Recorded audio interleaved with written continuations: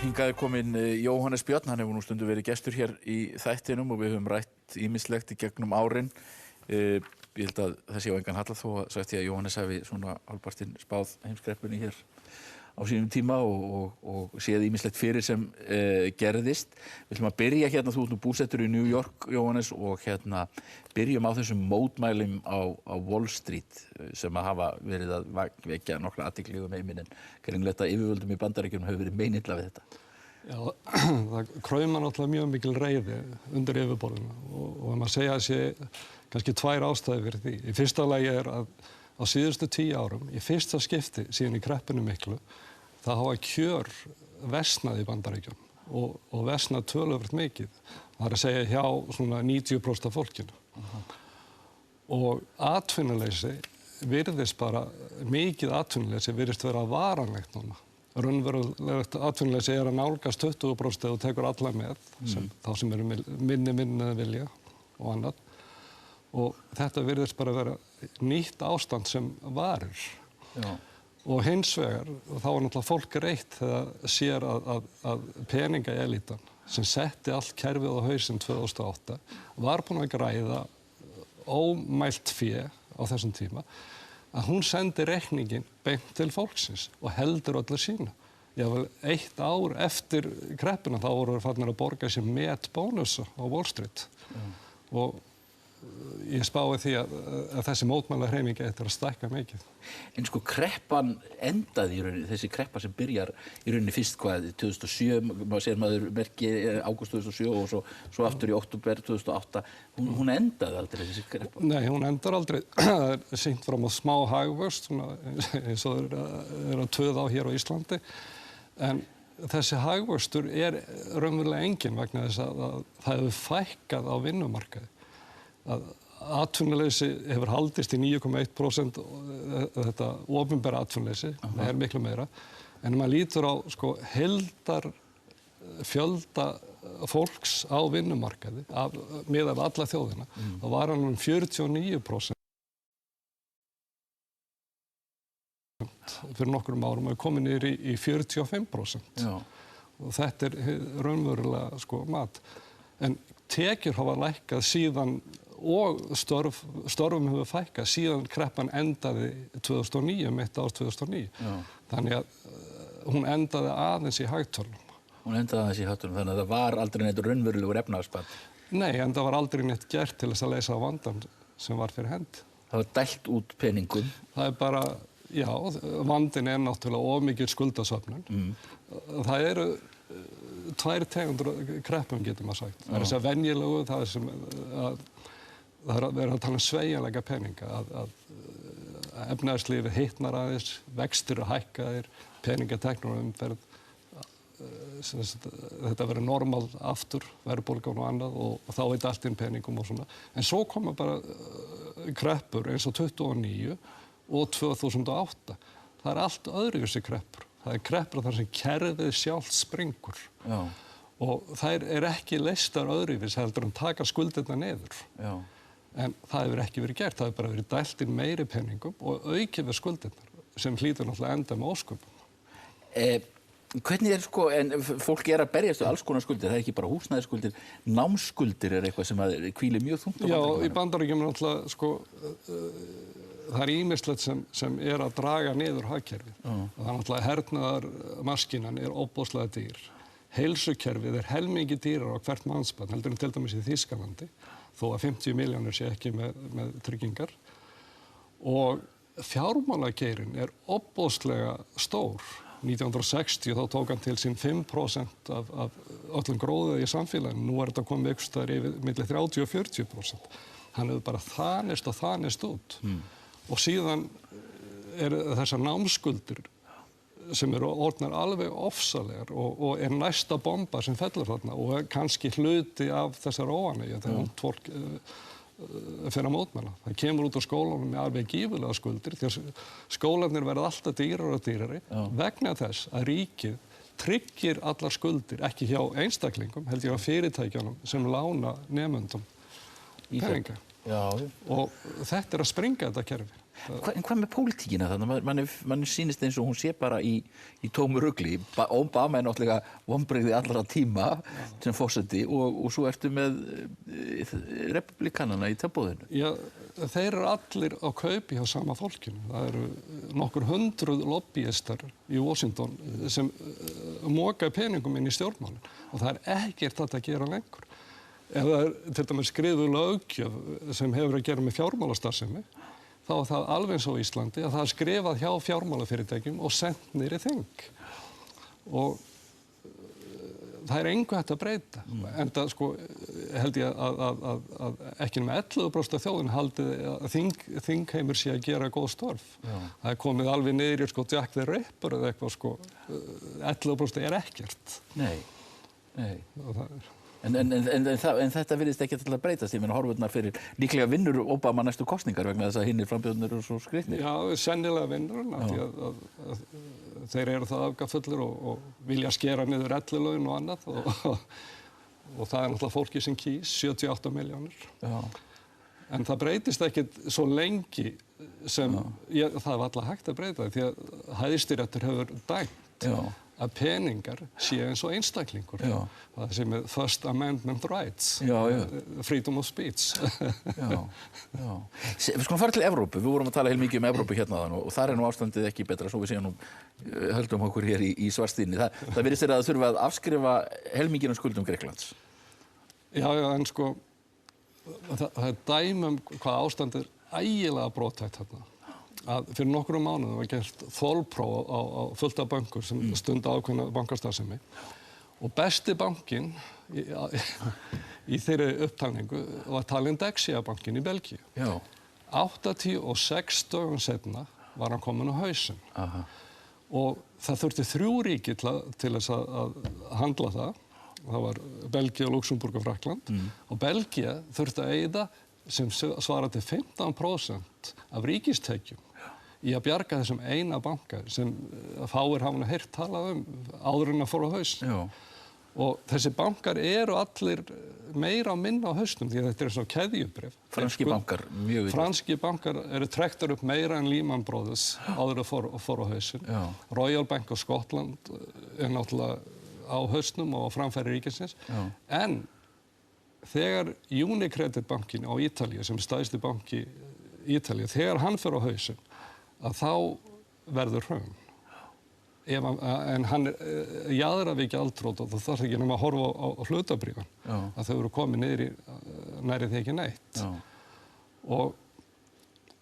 Og hver var spurningin? Þetta er sko, en í Evrópa, þetta er náttúrulega vandi, þríþættur vandi. Þetta er hagfræðilegur vandi, en það er líka pólitískur vandi. Það er hagfræðilegur, pólitískur og sem sagt kerfisbundin vandi.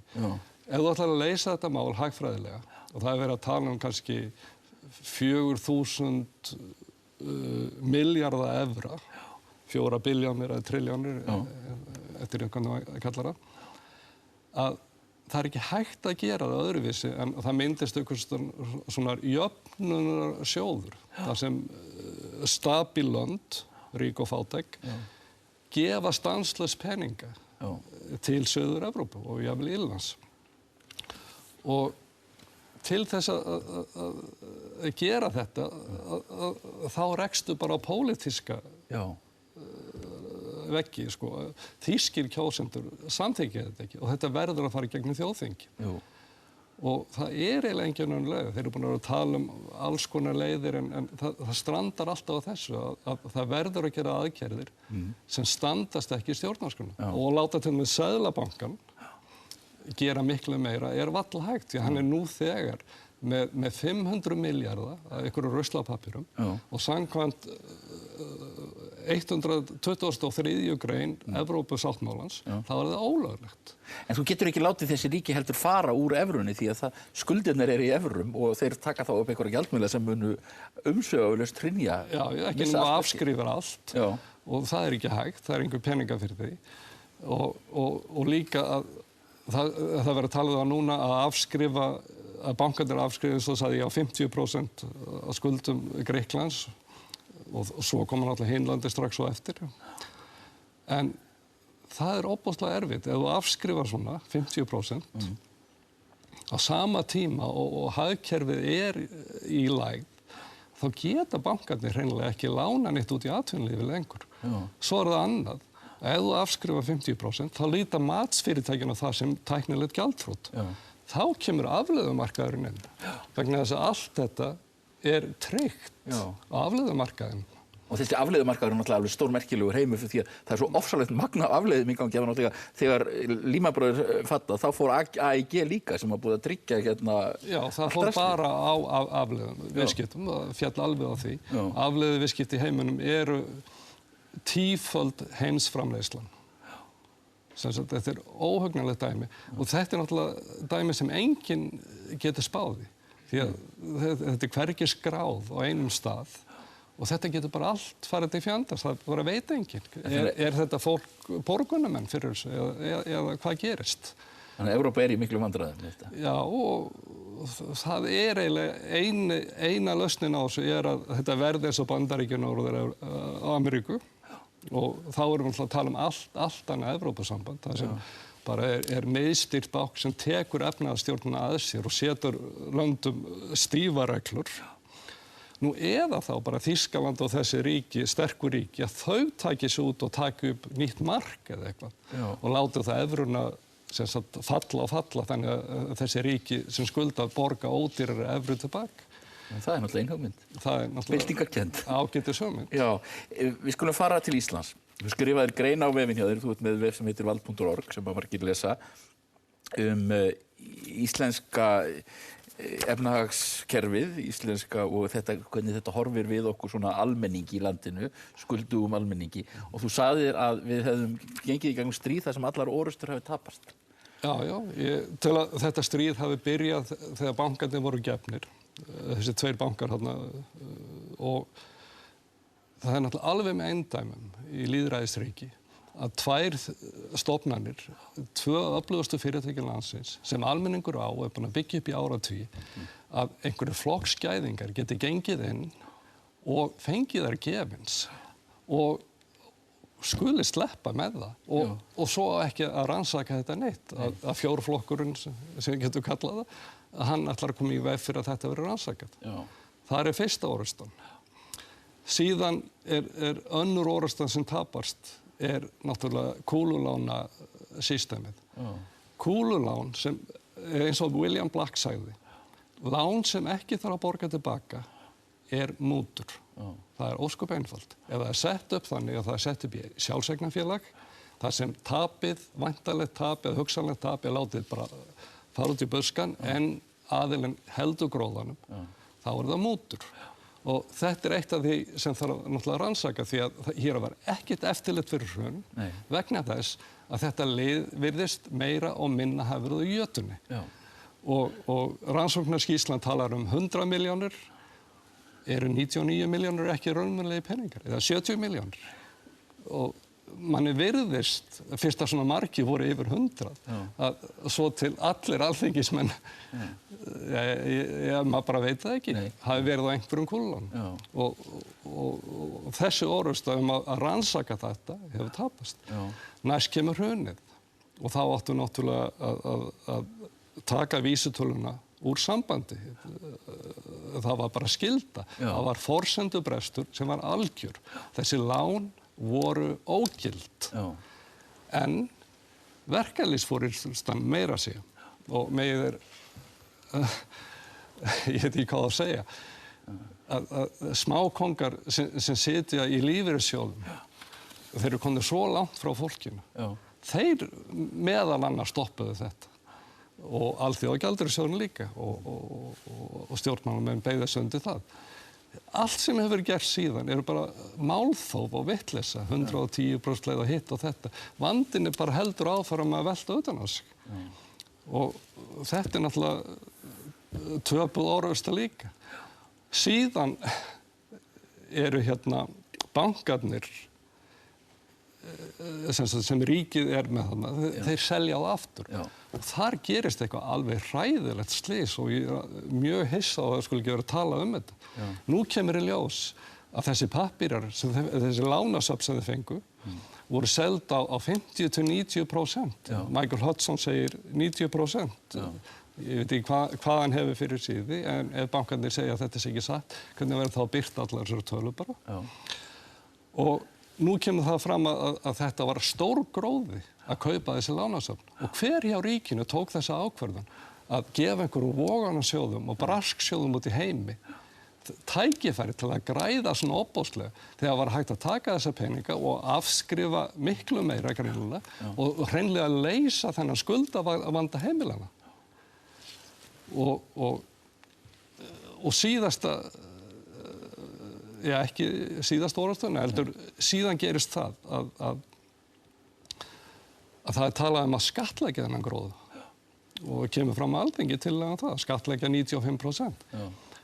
Kemur ekki félagsmálaráðherra bara 2 dögum seinna eða eitthvað fram í yfirlýsingum að það sé nú öll vankvæði á þess. Já.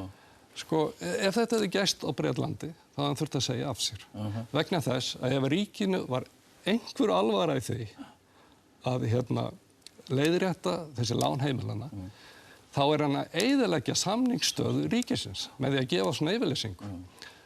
Enda leið ekki nema 1 eða 2 daga þar til eitthvað förðu fólk úr bönkunum sem enginn kannast við kemur með yfirlýsingar að stjórnmálamenn ætti nú ekki að slá sig til riddara með því að gera eitthvað í þess. Það kom þetta konan frá Svíþjóð líka sem er stjórnmálamaður KB-banka. Sem enginn þekkir. Arion banka. En það er fordæmi fyrir því að gera þetta. Og það er kallað windfall tax sem er í Bandaríkjunum. Það var til dæmis 73 þegar olían hækkaði hafi að þá var settur windfall tax á olíufélögin. Það er sem sagt þú grætt á einhverju sem hefði ekkert að gera með þeirra frammistöðu eða fjárfestingar. Þetta bara gerðist og þá skattur sem tekur þetta. Skattur sem tekur það af og það er fordæmi fyrir því og þá nota þetta fordæmi og skattleggja þetta. En það er sem sagt stjórnvöld hafa sem sagt gefið eftir allstaðar fyrir peningavaldi. Nákvæmlega allstaðar og þetta er náttúrulega síðasta orðastöðin sem tapast að bankarnir eru búin að segja núna við gerum ekki neitt meira, við erum búin. Samt setja þeir á ofsagróða. Takk að þér fyrir að koma í þáttinn Jóhannes. Þið búið hjá okkur í dag.